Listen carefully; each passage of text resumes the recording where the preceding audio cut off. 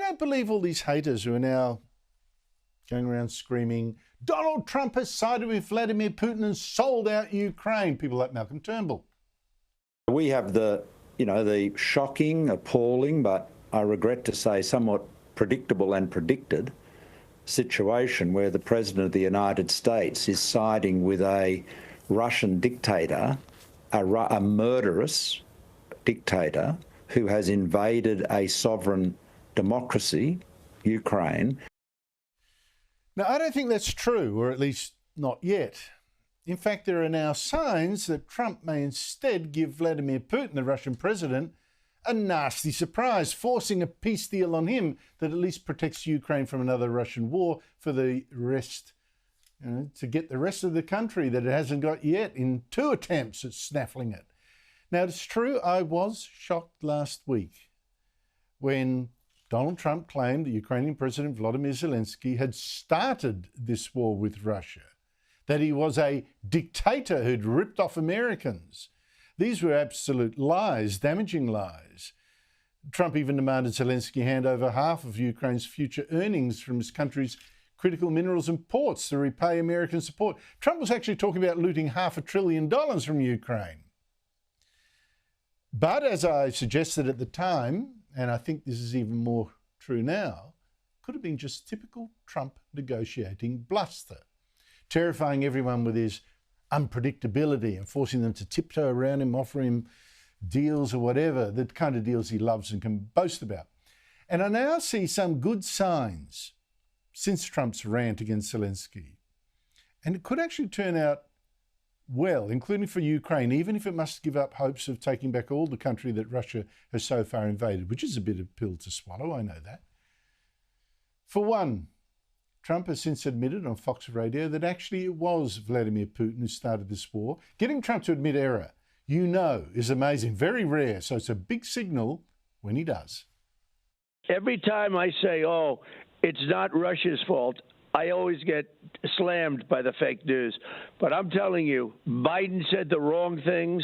Zelensky said the wrong things.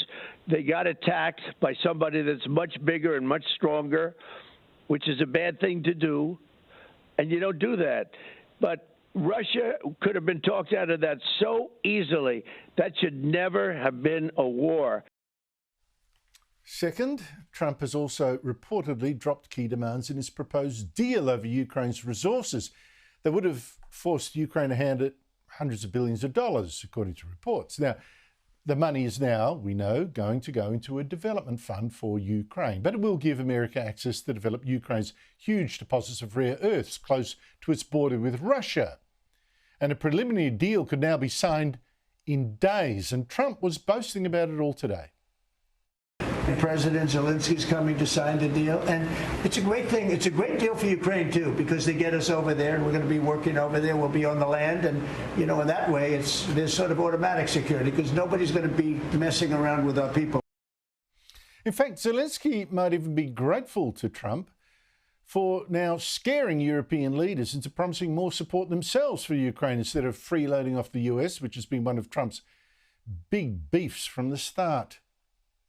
Europe is at 100. We're at 300. We think it has to equalize. Britain and France are even talking about sending their peacekeepers into Ukraine to guarantee its security from Russia if there is a peace deal. And that's something that Trump again backs, even though Russia publicly does not. I've specifically asked him that question. He has no problem with it.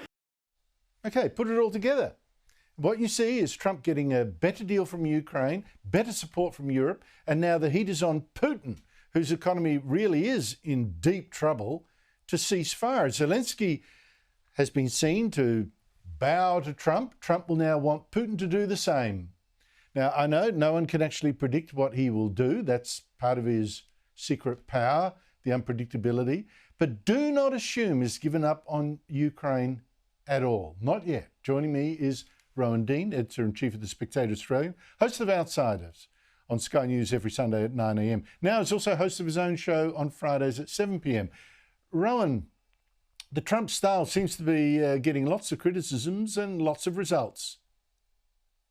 Yeah, it's getting lots of criticisms from the normal TDS, Trump derangement syndrome folk who still can't get over the fact that he was elected with such a landslide, that he was elected with a clear mandate to clean up all sorts of aspects of not only America, but around the world from an American point of view. What we're seeing is an amazing deal being done by an amazing deal maker. Now, everybody's known for decades that Donald Trump is a great deal maker. He wrote a book about it. He's shown it time and time again in his own business dealings.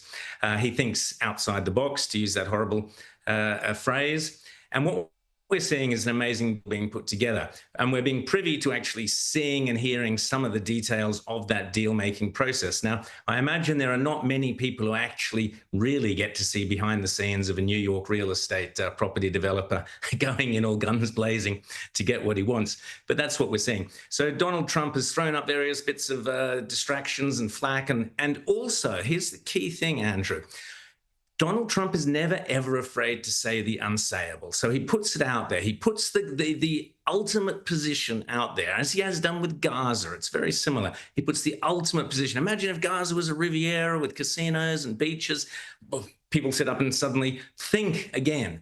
He's done the same thing, saying, well, maybe it wasn't entirely just Russia who was to blame. Maybe there's blame going back. Now, we could be here for hours discussing that. I don't care about that. The point is Donald Trump is saying we're going to start again, and we're going to build not only security for Ukraine, because I've said all along, the deal will be, and I said this 6 months ago, Andrew, the deal will be Putin saves face, Ukraine does not join NATO, but Ukraine gets some form of American security in the term of whatever the deal might be. That is precisely what is going to happen. Putin saves face. Yes, you're right. He might be in a bit of shock when the deal actually goes down, but he will come out of it having saved face for his own people. Zelensky gets the security of having the American powerhouse, the American economy, far more valuable than the American military, the American economy, the future prosperity of his nation tied into American capitalism. That's the greatest security any nation can have. And there's a great lesson there for us all, Andrew. If we want to be doing well in the new era, we have to have something to offer to the Americans. We don't want to be saying on the wrong side of the Americans. We don't want to be going, oh, we're all about, climate change and net zero, and we're all about censoring free speech. No. The Liberal Party have got to come into win the next election and come out of it on the other side, offering to the Americans to do deals, because we are now in the century of the deal.